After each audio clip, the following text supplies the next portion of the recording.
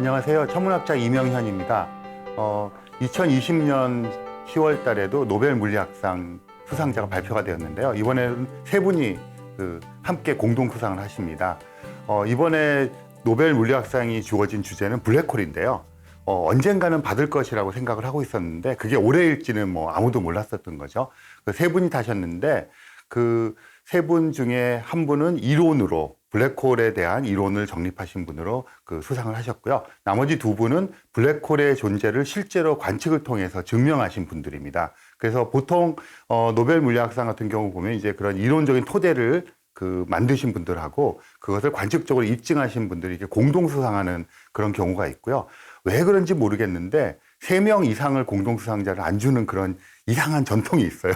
그래서 아직도 좀 그래서 이런 말도 있어요. 스티븐 호킹 박사님이 살아 계셨다면 어떻게 되었을까? 블랙홀, 우리가 호킹 박사님 블랙홀 유명하잖아요. 그런데 탈 수 있었을까? 아니면 3명 눈에 걸렸을까? 뭐 이런 얘기도 있습니다. 이 로저 펜로우즈라는 분이 있는데요. 이분은 지금은 옥스퍼드 대학교에 계시고 나이가 거의 90 되신 그런 분인데 이분은 아주 수학을 잘하셨던 분인가 봐요. 그래서 수학을 굉장히 잘하셔서 그것은 수학적인 내용들을 물리학에 적용을 하는, 천문학에 적용하는 이런 작업을 많이 하셨는데 이분이 아인슈타인의 일반 상대성 이론을 가지고 풀어봤어요. 풀어서 이걸 블랙홀이라고 하는 천체가 실제 존재할 수 있는지를 계산을 해본 겁니다. 그래서 계산을 했더니 일반 상대성 이론에 의하면 블랙홀이 생기는 것은 너무나 자연스러운 기결이라고 하는 것을 알아냈고요. 그래서 그 다음부터 이 블랙홀이라고 하는 것이 천문학에서, 천체 물리학에서 실제로 다뤄볼 수 있는 주제가 되게 하는데 엄청나게 큰 공을 세우신 분이에요. 그리고 이제 오늘 또 피해갈 수 없는 키워드가 하나 있는데 특이점이라는 겁니다. 이 특이점이라고 하는 것이 무엇인지 이제 차차 설명을 하기로 할 텐데요. 그 특이점에 대한 것들을 수학적으로 풀어내는 그런 작업을 하셔서 이 로저 펜로우즈는 요번에 노벨 물리학상의 이제 절반에 해당하는 그런 크레딧을 얻어가셨어요. 절반은 한 5억쯤 되나요? 10억 중에 5억의 상금을 의미하는 겁니다. 그리고 나머지 두 분은 관측을 통해서 입증을 한 분들인데요. 실제로 이게 천문학에서는 정말 중요한 게 뭐 물리학도 마찬가지지만 아무리 이론이 아름답다 하더라도 그게 실제 있는지를 확인을 해야 되거든요. 확인이 되지 않으면 사실은 어떤 수학적인 모형으로 남았다고 얘기할 수 있는데 블랙홀의 존재를 이제 입증한 두 분에게 돌아갔습니다. 한 분은 라인하르트 겐첼이라고 하신 분이고요. 나이가 조금 있으시고요. 그 다음에 앤드리아 게지라고 하는 분, 이 두 분이 받으셨는데, 특히 이 앤드리아 게지라는 분은 여성이에요. 노벨 물리학이 1901년부터 지금까지 거의 이제 100년이 넘게 주어졌는데, 중간에 좀 쉽니다. 전쟁 때문에 쉬기도 하고요. 그래서 한 200명 정도가 수상을 했는데, 단 4명, 이번에 앤드리아 게지까지 포함해서 4명만이 여성 과학자 수상자입니다. 그래서 이분들이 하셨던 것은 뭐냐 하면, 우리 은하가 있는데요. 우리 은하의 중심에 거대한 블랙홀이 있다 하는 것을 관측적으로 알아내신 거예요. 그러니까 증명을 하신 거죠. 그래서 한쪽에는 관측적인 증명, 다른 쪽에서는 블랙홀에 대한 이론 체계를 세운, 그래서 이분들이 공동 수상을 하셨습니다. 그래서 오늘 제가 여러분들과 함께 두 번의 강의를 통해서 나누고자 하는 이야기는 이 블랙홀에 대한 이야기인데, 뭐 블랙홀 이야기를 하자면 또 엄청나게 여러 가지 이야기를 해야 되지만 오늘은 이 두 진영에서 이론과 관측 진영에서 노벨 물리학상을 받게 된 그 이야기에 좀 초점을 맞춰서 얘기해 보도록 하겠습니다. 블랙홀 하면 떠오르는 것이 아마 있을 거예요. 뭐든지 빨아들이는 거. 그리고 한번 들어가면 못 나오는 거. 이렇게 생각하잖아요. 근데 뭐 틀린 말은 아닌데 뭐라고 할까요? 굉장히 올드한 이야기예요. 근데 이제 노벨 물리학상 우리가 탔고 그러니까 그걸 이제 좀 개선해보자 이런 건데요. 그래도 일단 약간 고전적인 이야기를 해보자면 이런 겁니다. 블랙홀이라고 하는 것이 뭐든지 빨아들인다. 그리고 한번 들어가면 못 나온다. 이런 이야기에 연결되는 것이 빛의 속도라는 겁니다. 그런데 이 빛이 우주에서 가장 빨리 정보를 보낼 수 있는 그 한계예요. 빛의 속도보다 빨리 움직일 수 있는 것은 우리가 알고 있는 지금 물리학 체제 내에서는 없습니다. 그래서 뭐든지 한 곳에서 다른 곳으로 가려고 하면 빛의 속도가 최고의 속도로 가야 되는 거죠. 물론 우리 같은 사람들이나 어떤 물체들은 빛의 속도보다 현저히 느린 속도로 가게 됩니다. 그러니까 그런 것들을 하나 염두에 두시고요. 그런데 이제 생각을 해볼 수 있잖아요. 어떤 이제 그 우리가 지구 표면에서 로켓을 쏴가지고 탈출해서 우주 공간 나가요. 그렇게 나갈 때는 지구가 있는 지구 표면에서의 중력을 이겨내야 되는 거죠.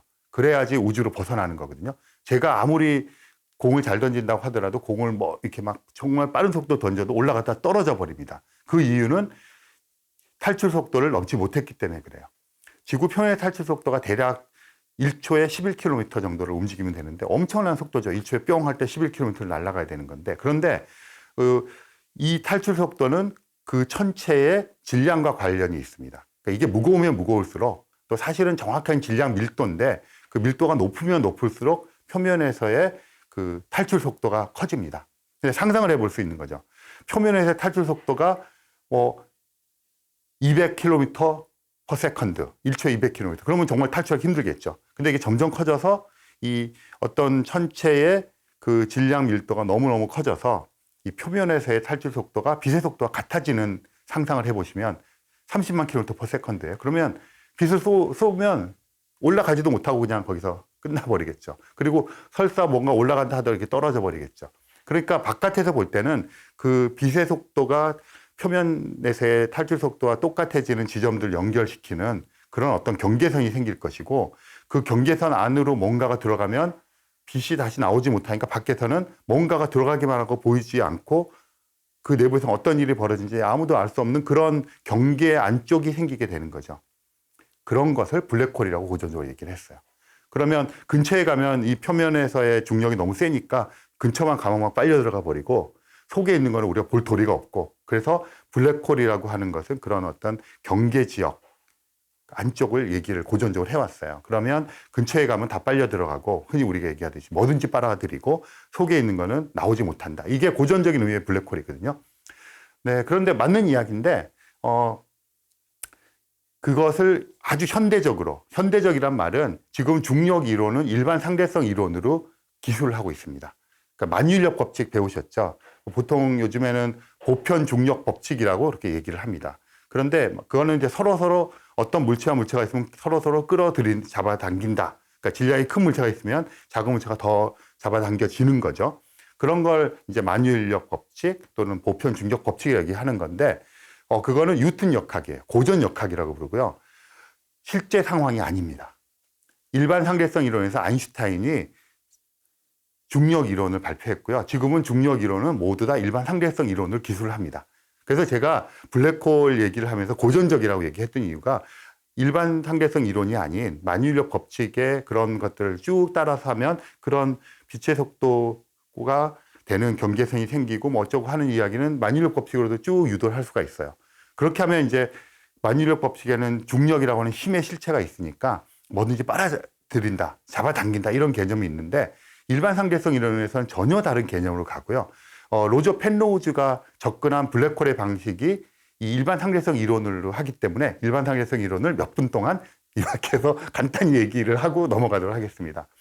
쉽게 비유를 하기 위해서 얘기를 들어보겠습니다. 저는 물체예요. 그 질량을 가지고 있습니다. 그래서 제가 이렇게 딱 서 있어요. 그러면 그 만유인력 법칙이나 고전 역학에 의하면 저는 제도에 서 있고 제 주변에 있는 게 이게 공간이잖아요. 이 공간하고 저는 하등 상관이 없어요. 제가 여기에 서 있어서 어떤 질량을 가지고 점유하고 있더라도 이 공간은 끄떡도 하지 않습니다. 서로 상호작용을 하지 않아요. 그리고 제가 뚜벅뚜벅 걸어서 앞으로 막 나갑니다. 나가도 이 공간은 그냥 공간인 거예요. 배경 공간. 근데 일반 상대성 이론에서 이야기하는 건 좀 다릅니다. 어떤 이야기를 하느냐 하면, 어떤 물체가 있으면 제가 있어요. 그러면 여러분들 눈에는 제 질량이 너무 미미해서 보이지 않지만 제 주변 공간이 휘어져 있어요. 그러니까 그냥 그 휘어져 있다는 얘기는 저라고 하는 어떤 물체의 질량의 크기와 이 배경이 되는 공간이 서로 상호작용을 한다는 거잖아요. 그러니까 제가 되게 미미한 질량을 가지고 있기 때문에 제 주변 공간이 약간 휘었습니다. 그래서 알아차리지를 못해요. 그리고 제가 뚜벅뚜벅 걸어갑니다. 그러면 상황이 바뀌었죠. 제가 서 있던 자리에서는 질량을 가진 물체가 없어졌고 앞으로 걸어갈 저 지역에서는 질량을 가진 물체가 생겼잖아요. 그럼 어떤 상황이 벌어지냐면 여기서 굽었던, 이렇게 휘어졌던 공간이 쫙 펴집니다. 왜냐하면 제가 없어졌으니까, 상황이 변했으니까. 그러면 걸어가서 제가 서 있으면 걸어가는 동안에 공간이 착착착착 휘는 겁니다. 그리고 저기다 서면 공간이 휘는 거죠. 상상을 해보시면 되게 멋지지 않아요? 뭐가 이렇게 움직일 때마다, 제가 손이 움직일 때마다 공간이 막 휘어지는 겁니다. 그런데 이걸 이제 천체로 얘기해 보면 태양이 있어요. 태양은 엄청나게 질량이 크잖아요. 뭐 우리의 일상에 비해서. 그럼 태양 주변 공간이 휘어져 있는 겁니다. 뉴턴 역학에 의하면 그냥 상관없죠. 그리고 태양이 이렇게 움직이면 공간이 피어지고 움직인 곳으로 이렇게 휘어지는 겁니다. 그게 일반 상대성 이론에서 공간에 대해서 이야기하는 점인데요. 뉴턴 역학이랑 전혀 다르고요. 일반 상대성 이론이 그럼 맞다는 것은 어떻게 증명했냐면 1919년에 에딩턴이라고 하는 천문학자가 있었어요. 그분이 생각을 해본 겁니다. 그러면 태양이 있으면 그 주변 공간이 휘어졌으면 저 멀리서 오는 별빛은 빛이라는 거는 직진을 한다고 우리가 배웠잖아요. 그런데 공간이 안 휘어져 있으면 그냥 직진을 하는 거예요. 근데 공간이 휘어져 있으면 휘어진 공간을 따라서 최소 거리를 가려고 막 이렇게 휘어져서 갈 거 아니에요? 그러면 이제 에딩턴이라는 사람이 이런 생각을 한 겁니다. 관측을 해보자. 태양을 딱 놓고 태양 있으니까 주변 공이 휘었고 그러면 뒤에서 오는 별빛이 휘어질 거다. 근데 문제는 태양을 우리가 마음대로 갖다 놓을 수가 없어요. 별 사이에. 그리고 밤에는 태양이 없어요. 그래서 이제 어떻게 했냐면 개기일식을 생각했습니다. 개기일식은 그 달이 태양을 가리는 현상이잖아요. 그래서 달이 딱 가리는 순간에 깜깜해지면서 주변에 밝은 별들이 보입니다. 그래서 어떻게 했냐면 6개월 전에 밤하늘에서 어떤 별이 있는 지역을 사진을 찍었어요. 태양이 없는 상태죠. 그리고 6개월 후에 있는 일식 때 사진을 찍었어요. 개기일식으로 태양이 싹 가려졌을 때. 그러면 주변에 별들이 나타나잖아요. 그러면 이 태양이 개기일식 때 나타난 별들은 태양에 의해서 주변 공간이 휘어진 것을 휘어져서 온 별들일 거예요. 그러면 별들의 위치가 변해있겠죠. 일반 상대성 이론이 맞다면. 그래서 양쪽에서 찍은 사진을 가지고 딱 겹쳐봤어요. 그러면 이 차이가 나면 아인슈타인이 오른 거고 차이가 안 나면 뉴턴이 오른 거죠. 1919년에 그 관측을 해갖고 와서 일반 사람들을 막 모아놓은 데서 쇼를 했어요. 딱 펼쳐서 보여준. 그랬더니 차이가 나는 거예요. 그래서 일반 상대성 이론이 맞다는 게 증명이 되었고, 그래서 일반 상대성 이론이 표준 중력 이론이 되었어요. 그러면 여기서 이제 되게 중요한 포인트가 있습니다. 공간이 휜다는 거잖아요. 그럼 공간이 휘어서 이렇게 온다는 거잖아요. 그러면 이게 저번에 만유인력 법칙 할 때 끌어잡아 당기는 힘이라는 얘기를 했는데 여기서는 힘이라는 얘기를 하기가 되게 힘들어요. 공간이 휘었잖아요. 그러면 태양이 있어서 공간이 휘어져 있겠죠. 그러면 우리 지구는 원래는 태양의 중력 때문에 이렇게 중력에서 이렇게 태양 쪽으로 끌려당겨지는데 또 지구가 이렇게 앞으로 나가려는 직진한 성질이 있어 이게 비겨가지고 도는 거거든요. 그게 만유인력적인 법칙에 의한 설명인데 이거는 공간을 이렇게 휘어놨어요. 공간이 휘는 정도를 공률이라고 얘기합니다. 그러니까 질량이 큰 물체가 있으면 공률이 크게 휘어지는 거고요.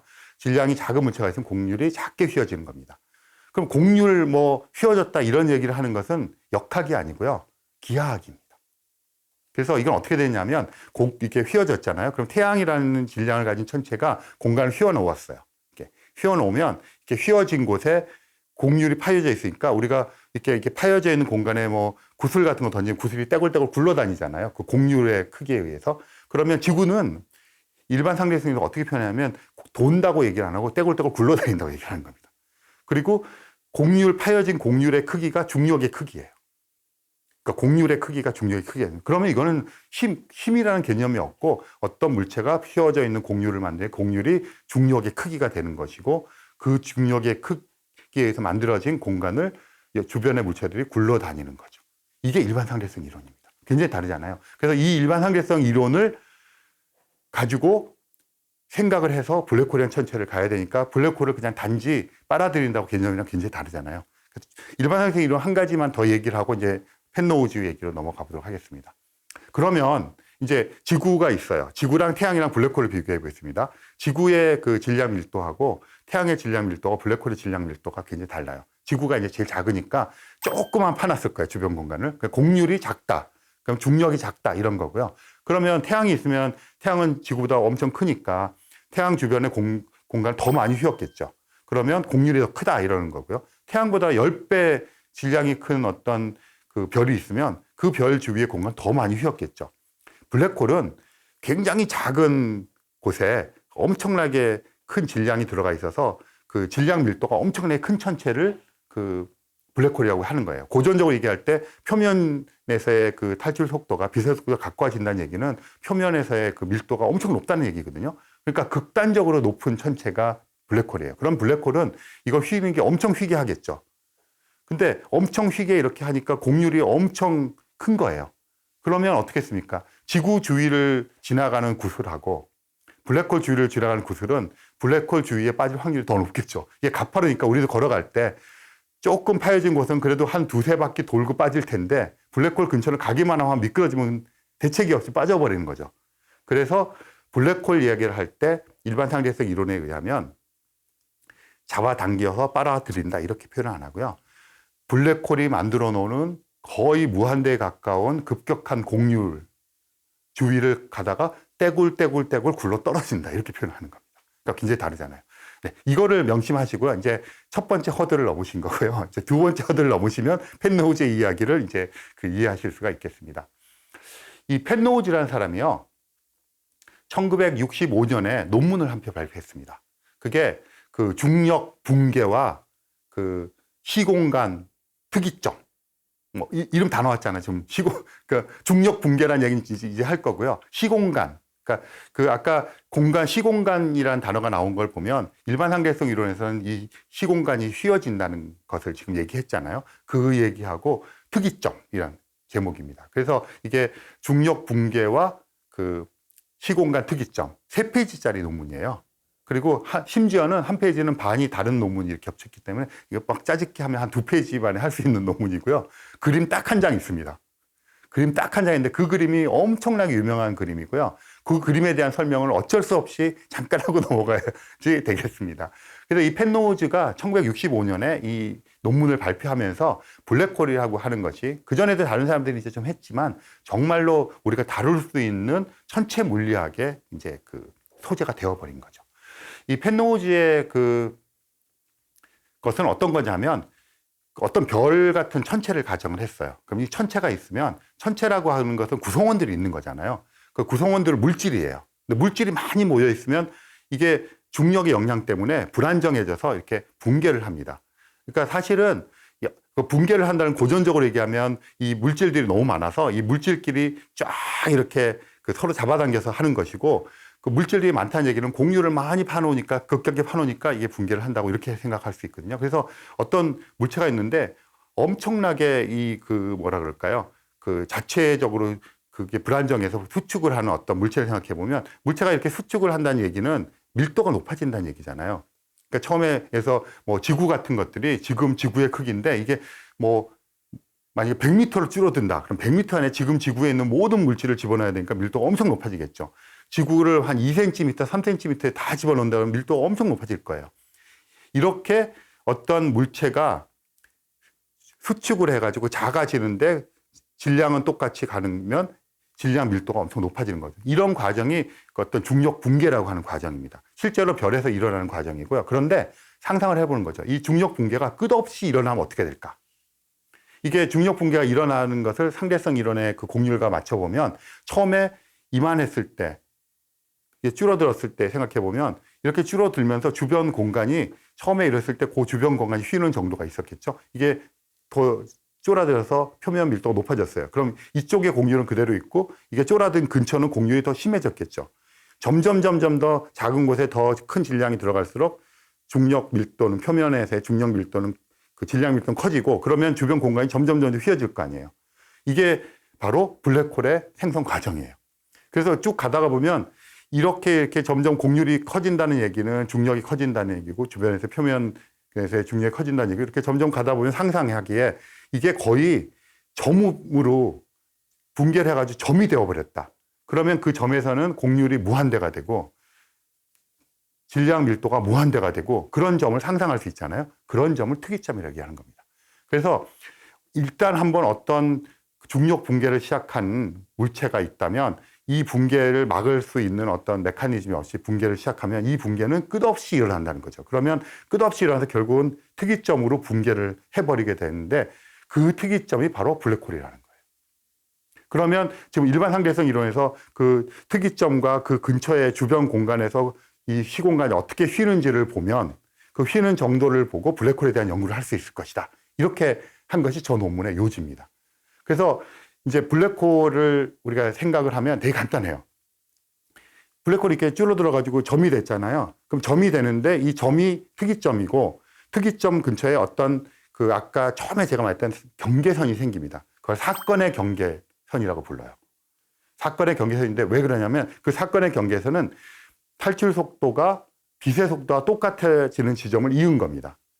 그러면 점점 붕괴를 하다 보면 이 표면에서의 그 탈출 속도가 점점 커져서 이게 붕괴하다가 어느 시점에서 어느 지역에서는 빛의 속도가 똑같아지는 지점이 있고 그러면 빛의 속도보다 탈출 속도가 커지는 지점이 있고 점점 여기서 특이점이 생기는 거죠. 그래서 블랙홀의 그림을 그려봐라. 그러면 동그라미를 그리고요. 점 하나 딱 찍고 점은 특이점, 동그라미는 사건의 경계선 이렇게 얘기하면 답니다. 펜로우즈가 얘기한 게 그거예요. 그런데 그런 게 실제로 일반 상대성 이론에 의하면 실제 상황으로 이루어진다는 거예요. 그럼 어떻겠습니까? 생각을 해보면 이 블랙홀 근처로 가면 이게 막 다 휘어지니까 그 아까 얘기할 때 그 에딩턴 얘기할 때 그랬지만 빛이 직진을 하죠, 빛은. 그런데 공간이 휘어져 있으면 휘어진 공간을 따라가잖아요. 그래서 사건의 지평선이 있으면 바깥에서 이렇게 가면 갈수록 이게 공간이 점점 더 휘어져 있으니까 훨씬 더 큰 곡률 속으로 빨려 들어가는 겁니다. 그러면 이제 시간과 공간이 그냥 우리가 평상시 시작하는 것처럼 그냥 그대로 일대로 대응되는 것이 아니라 이 극단적으로 굽어 있는 곳으로 가게 되는 거죠. 그러면 어느 순간에 특이점으로 이렇게 되었다고 생각해 보면 이상한 현상이 벌어집니다. 사건의 지평으로 들어가면 일단 빨려 들어가면 우리는 다시 돌이켜 나올 수 없잖아요. 그래서 그 사건의 지평을 넘는 거는 공간적으로 한번 들어가기 시작하면 공간적인 자유도가 없다고 얘기를 합니다. 빠져나올 수가 없잖아요. 근데 특이점이 되면 어떻게 하냐면 시간의 자유도가 없어집니다. 특이점으로 간다는 얘기는 이게 공률이 무한대가 되고 이러니까 시간이 더 이상 흐르지 않는 지역으로 가는 거죠. 뭐 이런 것들을 밝혀낸 거예요. 그래서 그 펜로우즈 지금 말씀드린 것처럼 특이점에 대한 탐구, 그 다음에 이제 그 지금 말씀드린 사건의 지평선 이런 개념들을 수학적으로 개념화했어요. 그러면 그렇게 개념을 해놓았으니까 그걸 바탕으로 어떤 일들이 벌어지는가를 이제 파악하게 한 게 이 펜로우즈의 그 아주 결정적인 것이고요. 조금 이제 지금까지 말씀드린 걸 가지고 이제 정리를 해보겠습니다. 특이점 기억하시고요. 이 특이점이라는 거는 거기서 뭐가 물리학적인 법칙 성립 안 하니까 사람들이 다룰 수가 없어요. 근데 지금 말씀드린 이런 식으로 펜로우즈가 실제로 계산하고 다룰 수 있는 영역으로 끌어들인 거예요. 그러니까 그것을 관측하는 사람이든 비교해 볼 수 있거나 이렇게 만든 이론적인 토대가 되어서 블랙홀이 마냥 상상 속의 관념적인 것이 아니라 실제로 우리가 다룰 수 있는 주제라고 하는 것을 만들었다는 게 제일 중요한 것이에요. 그래서 그런 이야기를 하고요. 그 다음에 펜로우즈의 중요한 점은 그 특이점이라는 것을 그냥 상상만 하지 않으니까 있을 수 있다고 상상을 하는데 실제로 일반 상대성 이론에 아주 당연한 귀결로서 있다. 그 얘기 일반 상대성을 지지하는 것이기도 하고요. 그렇게 한 것이 이분의 가장 큰 업적이라고 생각을 합니다. 한마디만 더 하고 이제 정리를 하겠습니다. 이 1965년에 로저 펜로우즈의 논문에 자극을 받아서 근데 사실은 스티븐 호킹 박사님이 이 펜로우즈의 그 세미나에 안 들어갔대요. 이 얘기하는. 근데 자기랑 같은 이제 친구인 그 동료의 이야기를 듣고 흥미를 가지고 이거를 바탕으로 박사학위 논문을 썼어요. 스티븐 호킹 박사학위 논문은 뭐냐면요. 빅뱅 우주론은 우주가 커진다는 거잖아요. 근데 우주가 커진다는 얘기를 거꾸로 생각한 거예요. 블랙홀은 중력 붕괴를 하잖아요. 근데 이거는 작아지는 거잖아요. 근데 빅뱅은 작은 특이점에서 커지는 거잖아요. 그래서 이걸 거꾸로 돌려가지고 우주 전체에다 적용을 한 거예요. 빅뱅 우주론에서의 특이점 연구를 하신 거거든요. 그래서 굉장히 유명해지셨죠. 그래서 왜 이 이야기를 하느냐 하면 사람들이 그런 이야기를 해요. 펜로우즈와 스티븐 호킹 박사님 살아계시면 노벨 물리학상 같이 탔을 거 아니야? 블랙홀에 대해서. 그런데 약간 조금 의견을 달리하는 천문학자나 물리학자는 있어요. 호킹 박사님이 뭐 호킹의 블랙홀 얘기도 했지만 지금 말씀드린 것 같은 이런 쪽에서는 사실은 펜로우즈 박사님이랑 같이 줄 수 있을까? 이런 의문이 조금 있긴 해요. 네. 그래서 그 정도로 말씀을 드리고요. 펜로우즈라고 하는 분이 블랙홀의 이론적인 토대를 아주 강력하게 구축을 했고 그것을 통해서 많은 이제 과학자들이 실제로 블랙홀이 더 이제 정교한 이론적인 계산도 하고 그걸 토대로 그 다음에 나온 이제 관측적인 그런 것들에 가는 토대가 되었다. 그리고 호킹 박사님은 살아계셨으면 반반이다 확률이 그렇게 말씀드리고 일단 펜로우즈에 대한 말씀을 여기서 정리를 하도록 하겠습니다.